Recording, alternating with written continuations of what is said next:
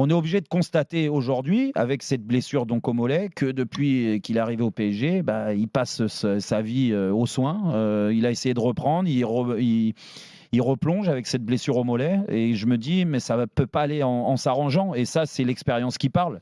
J'ai pas joué autant de matchs que Sergio Ramos dans ma carrière. Ce qui est sûr, c'est qu'on est plusieurs à avoir vécu ça. Et Maître Vergès aussi. l'avocat Maître Vergès à ma gauche l'a vécu aussi dans sa carrière.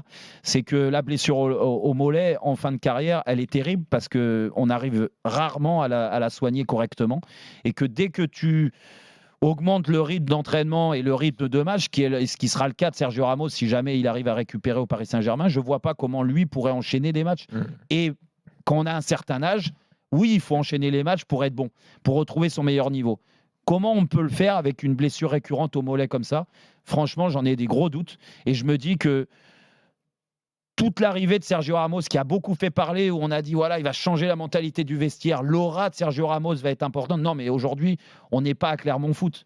On est au Paris Saint-Germain, avec tout le respect que j'ai pour Clermont. Sergio Ramos qui arrive à Clermont, même s'il n'est pas sur le terrain, ça va faire parler, ça va haranguer ses coéquipiers, rien que sa présence dans le vestiaire. Au PSG, tous ces joueurs-là ont beaucoup gagné. Tous ces joueurs-là qui l'entourent sont des stars. Et aujourd'hui, quand vous mettez à la place de Kipembe et Marquinhos qui sont dans le rôle de Sergio Ramos, je me dis, mais au niveau qualité individuelle, est-ce que vraiment ils sont inférieurs à Ramos aujourd'hui, dans l'état de Ramos?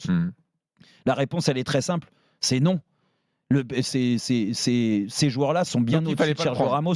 Donc l'aura, où on peut me parler de l'importance de Ramos dans un vestiaire, s'il n'est pas sur le terrain, s'il n'est pas à 100% de ses moyens, s'il n'apporte pas un plus à l'équipe sur le terrain, en dehors dans le vestiaire, ça ne servira à rien. Donc pour moi, aujourd'hui, oui, j'ai l'impression que c'est une mauvaise idée.